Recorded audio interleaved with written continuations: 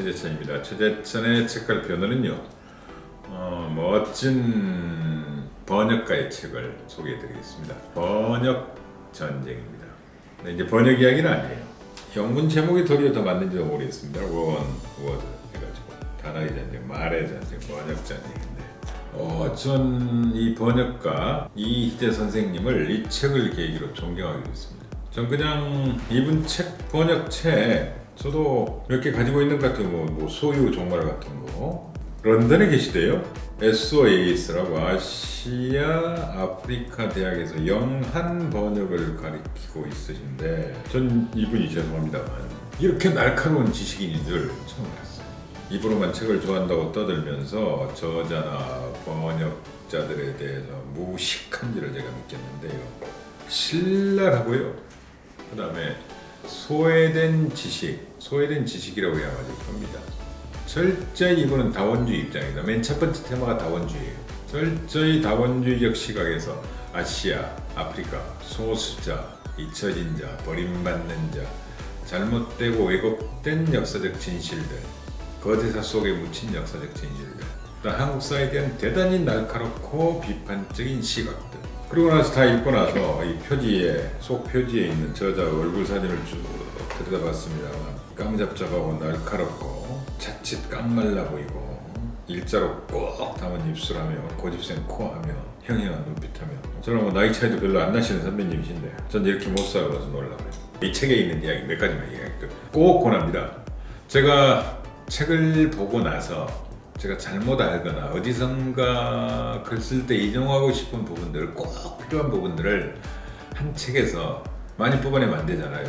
두세 개 정도만 밑줄을 그어서 제가 정리를 해놓습니다. 요즘 다시. 전에 한 4, 5년 정리하다가 이제 벌써 그게 시효가 지난 게 돼버립니다. 의미도 없고. 다시 지금 또 줄을 그어서 타이핑을 해보고 있는데요. 저 도와주는 분에게 이걸 건네줬더니 그 줄 그어놓은 부분 정리하다가요. 바로 이 책을 샀답니다. 그 몇 줄 보고 저 도와주는 분이 이 책을 살 정도니까 얼마나 강렬한 인상이었는지. 이를테면 이런 겁니다. 이 책 전체를 읽고 말씀해 주십시오. 제 말씀도 부분만 딴다는 거 이해해 주시고, 우리 일본군 위안부를 기림하고 기념하기 위한 소녀상 있잖아요. 지금 일본 대사관하고 부산 영사관 앞에 서 있고 해외에도 지금 쭉 세우고 있습니다만 그건 거기 세울 필요 없다. 그럼 어디 세워야 되느냐? 한국 국방부 앞에 세워야 된다. 왜? 한국 전쟁 때 우리의 과오들이 있다. 우리 부끄러운 역사들이 있다 이겁니다. 물론 논쟁의 여지 있다는 거 인정합니다. 부분적으로 설명돼요. 가지고 논쟁 안 했으면 좋겠는데, 자, 미군 부대나 한국 부대나 그 위험했던 일들 우리는 과연 떳떳한지. 국방부라면 나란 당연히 마땅히 우리 가장 약한 사람들을 지킬 수 있어야 되잖아요. 전쟁 터지면 가장 약한 사람들이 죽어나가고 다쳐나가고 시달리거든요. 어린이들, 노인들, 아녀자들, 우리 어머니, 딸, 누나, 동생들, 여동생들이 가장 고통을 받거든요. 그건 뭐 유사일에 가장 폭력의 극단의 전쟁이니까 늘 그래왔거든요. 거기 세우자는 겁니다. 반성을 해야 된다. 왜 지키지 못했느냐. 그런 두 가지 의미로 거기다 세워야 된다. 아마 한국 사회에서 이렇게 날카롭게 자기 생각을 말과 글로 주장할 수 있는 분이 몇 분이나 있을까요? 그 다음에 이런 겁니다. 1949년에 일본이 45년에 망하고 49년에 미국이 마련한 전범 처리, 전후 처리, 전후 영토 처리 방안을 보면 49년만 하더라도 독도가 한국 땅으로 돼 있다. 근데 51년 샌프란시스코 강화 조약 때는 그게 사라져버리고 없다. 우린 늘 그냥 미국이 우리의 영토와 우리의 나라와 우리의 국민을 지켜준다고 생각하고, 저도 한미동맹의 정신은 믿습니다만 또 그런 가스라 테프트 밀약에 버금가는 그런 속사정이 숨어있다는 건 우리가 다들 놓치거나 잊어버리거나 읽고도 그냥 쉽게 버려버립니다. 그 다음에 저도 왜 대한민국인가? 대한민국. 우리 대영 제국, 대영 박물관. 이제 더 이상 대영 박물관이라고 쓰지 말자. 그냥 영국 박물관이야. 이렇게 이야기하잖아요. 그래, 저도 굳이 영국 박물관 이렇게 발음하고 그러거든요. 근데 대일본 제국이 일본이 됐단 말이에요. 메이지 유신 이후로 그레이트 브리튼을 대영 제국이라고 번역한 게 일본이라는 겁니다. 그리고 자기를 또 대일본 제국을 한 거죠. 우리도 1894년, 96년인가요? 대한제국을 선포해요. 대한제국. 대한국이 아니에요. 대한제국이었어요. 됐다 뻑 붙인 거죠. 그리고 제국이라고 붙인 거예요. 그러면 이분 특유의 날카로움으로 대일본 제국이 대한제국, 또 다른 제국을 먹는 건 물론 잘못된 거지만 제국주의의 또 다른 모습이면 그건 이름 할 말 없다 우리가. 왜? 우리도 제국이라고 이름 지었으니까. 왜 그때 제국이라고 이름 지었어야 되냐. 그리고 왜 대자를 붙였느냐 이거죠. 어찌됐건 우리나라는 또 대한민국이 돼 있습니다. 그레이트 한민국이 돼 있는 겁니다. 우리들 마음속에 있는 제국주의적인 속성, 우리들 마음속 밖으로 자기 반성이 절제되지 않는 역사, 대단히 날카롭고 대단히 다원주의적이고 대단히 우리 역사 속에 숨어있는 폭력주의적인 근성들, 남근주의적인 그런 근성들을 신랄하게 파헤칩니다. 한 꼭지 한 꼭지가 정말 소중해요. 다음으로 정말 위험한 글을 씁니다. 아우슈비츠 수용소 진실. 자, 우리는 다들 거기서 독가스, 가스살이 있었다고 생각을 하고 있고 저도 그렇게 알고 있습니다. 그 역사적인 왜곡 혹은 사실, 편견, 진실들을 과감하게 강평을 합니다. 지금까지 나와 있는 수많은 문헌들. 좀 뭐가 진실인지는 잘 모르겠습니다. 하지만 독일이 가스로 사람들을 죽이고 있다. 이거 맨 처음에 연합군의 선무 공작. 연합군들이 독일은 저렇게 악독한 놈들이야, 나쁜 놈들이야, 죽이는 놈들이. 가스를 사용하기 전에도 그런 식으로 미리 퍼뜨려 삐라를 살포하기 시작하는 거죠. 일종의 전쟁에 대한 공포 전략으로 채택했던 겁니다. 그 진실에 대해서도 자기가 갈고 있는 보고서들, 자료들을 가지고 하나하나 파헤칩니다. 이를테면 저도 잘은 모릅니다. 논쟁의 여자가 있다는 건 너무 잘 압니다. 근데 이를테면 자, 이 방에서 가스살을 한다고 그럽시다. 그러면 벽돌 사이사이에 구멍이 있으면 안 되잖아요. 근데 수용소 벽돌 사이에는 숭숭 뚫려 있다는 겁니다. 그럼 가스가 새나가니까 안 죽게 되죠. 그 다음에 좋다. 그럼 나중에 건물이 망가졌다 그러면 가스는 청산가리 가스는 벽에 몇 미리로 남아 있어야 된다는 겁니다. 그럼 누군가 긁어봤겠죠. 거기 흔적이 있어야죠. 이런 식으로 지금까지 나와 있는 여러 보고서들 이런 것들을 잘 검토해 가면서 또 다른 의미의 이견, 다원주의적인 견해들을 이야기합니다. 꼭 읽으시기 바랍니다. 꼭. 저도 사실은요, 솔직히 고백하자면 이 책 사놓고 한 달 정도 제 침실에 묻혔습니다. 저녁에 한 꼭지씩 읽고 자면 딱 좋겠다. 한 꼭지가 뭐 5, 7페이지 되거든요.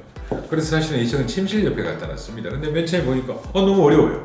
다원주의 보다가 재미는 있는데 이거 간단치 않네? 줄 거야 되겠네? 침대에서 볼 책이 아니네? 그러다가 미루다가 최근 주말에 맘먹고 읽었거든요. 대단한 저술입니다. 대단한. 두 번째 책은요, 블루오션 시프트입니다.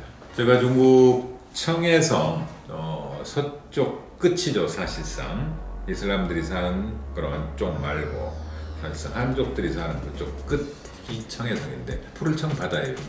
거기 몇 년 전에 가서 저한테 중요한 미팅에서 인사말할 기회가 있어서 지금은 여기가 사막이고 사실상 동토고 어렵게 살고 머릿바람 가득한 곳이지만 앞으로는 이곳이 블루오션이 될 것이다. 청해가 곧 블루오션 아니냐. 일찍 햇볕 뜬 곳에 일찍 햇볕 지는 법이다. 황해 연안 쪽, 이쪽이 지금은 발달해 있지만 해는 도는 거고 그쪽이 해가 지면 서쪽에 해가 뜨게 돼 있다. 그런 식으로 제가 인사말을 해서 박수를 한번 받은 적이 있습니다. 그 아이디어는 전적으로 우리가 누구나 아는 책이 블루오션에서 가져다 써먹은 이야기입니다. 블루오션은 잘 아시다시피 세계 최고의 MBA로 알려져 있는 경영대학원으로 알려져 있는 프랑스 경영학 대학 있죠. 김희찬 교수하고 르네 마보얀 교수가 쓴 책입니다. 지난번 2005년에 나왔던 블루오션 책은요, 44개국 언어로 발간돼서 100주 넘게 베스트셀러 순위에 올랐고 400만 부 이상이 팔렸대요. 그러니까 저도 이걸 2005년에 읽었나 봐요. 벌써 10몇 년 전에. 제 책장 보니까 이건 또 안 버리고 가지고 있어요. 블루오션은. 근데 이번에 새로 나왔습니다. 구체적으로 블루오션으로 어떻게 하면 나아갈 수 있느냐, 패러다임 시프트처럼 블루오션으로 나아가는 전략을 구체적으로 적었습니다. 이제 뭐 이미 10몇 년 돼서 가물가물합니다만 어떻게 하면 블루오션으로 나아갈 수 있는지 그 전략을 쭉 적었는데요. 목차를 보면서 조금만 말씀드릴게요. 5단계 전략을 이야기합니다. 첫 번째, 시작한다. 둘째, 지금 당신이 어디에 있는지를 이해한다. 저도 이 말은 즐겨 쓰거든요. 네 좌표를 먼저 찍어봐라. 늘 이 말을 먼저 이야기하는데 지금 당신이 어디에 있는지를 이해한다. 3단계, 어디까지 도달할 수 있는지를 상상해봐라. 4단계, 그곳에 도달하는 방법을 찾는다. 5번째, 실행한다. 실천에 옮겨라. 맨 앞에 이제 사례가 나오는데요. 이런 겁니다. 블루오션 사례로. 우리 저 감자튀김 만들 때 기름이 잔뜩 떨어지는 기름 부어놓고 하잖아요. 그럼 튀기고 그다음에 건강에도 안 좋고. 근데 기름을 조금만 넣어가지고 감자튀김을 맛있게 만들어내는 기계를 만들었더구만요. 프랑스에서. 그리고 많이 팔렸대요. 그런 게 일종의 블루오션 전략이라는 거예요. 시장을 넓히는 겁니다. 기존 시장을 파괴하지 않아요. 확장시키는 겁니다. 그리고 인간적인 겁니다. 이라크 이야기가 나옵니다. 이라크 어느 청소년이 오케스트라를 조직하고 싶었어요. 그래서 스코틀랜드 어느 작곡가랑 연락이 됐어요. 지휘자랑 돕기로 했어요.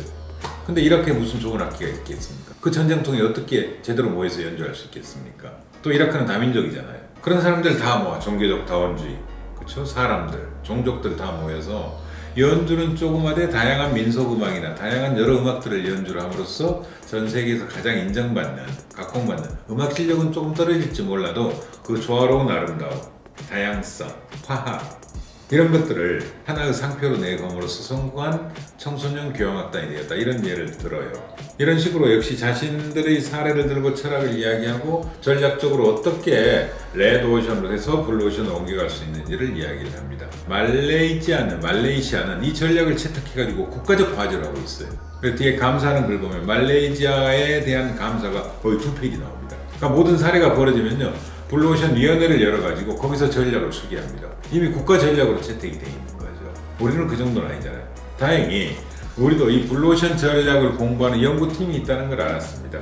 그래서 감수도 그분들이 했고, 그 다음에 맨 뒤에 보면은 한국적 사례 이제 검토를 해놨습니다. 삼성 TV 전략, 그 다음에 아모레 퍼시픽의 쿠션, 정신 잘 모르겠어요.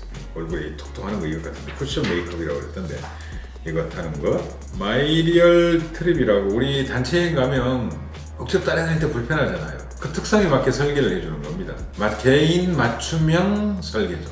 그거 해가지고 한국에 성공한 젊은이들이 있어요. 그 다음 맨 마지막 사례는 저 삼성역 지하에 가면 거대한 도서관 있잖아요. 그러니까 그 개방적인 데다가 어떻게 신세계가 도서관을 만들어서 대성공을 시켰는지, 삼성역 그 코엑스 몰에 그 높은 데다가 그 넓은 데다가 시끄러운 데다가 그 사례를 들어가지고 이것이야말로 일종의 블루오션 시프트의 성공 사례다 그래가지고 한국적 사례 넷을 들어서 이 전략이 어떻게 적용됐는가를 설명을 했어요. 솔직히 말하면 저도 이제 로펌 경영인입니다만 이 전략을 어떻게 적용시켜야 될지에 대해서는 고민도 많고 제가 지금 하고 있는 비즈니스하고 어떻게 관련시킬 생각이 됩니다만 일단 저한테 절절하게 다가오진 않아요. 그렇지만 경영하는 분들한테는 시장의 포화를 염려하는 레드오션에서 고통받는 분들한테는 대단히 의미 있는 전략성인 건 맞아요. 그리고 이 이론을 가지고 한국 현실에 적용한 4가지 사례를 여러분들이 불편하시면 그것만 보셔도 돼요. 그것만 보시면 이런 식으로 구체적으로 케이스가 적용되는구나, 이런 식으로 3단 논법에 따라서 결론이 나오는구나,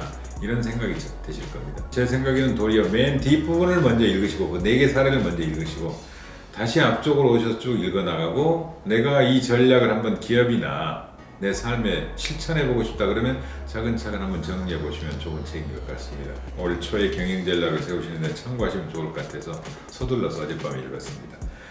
블루오션 시프트, 누구나 잘 아시는 블루오션 그 다음 저작이고요. 그 다음에 이희재 선생의 멋지고 날카로운 저작 번역 전쟁 소개해드렸습니다. 감사합니다.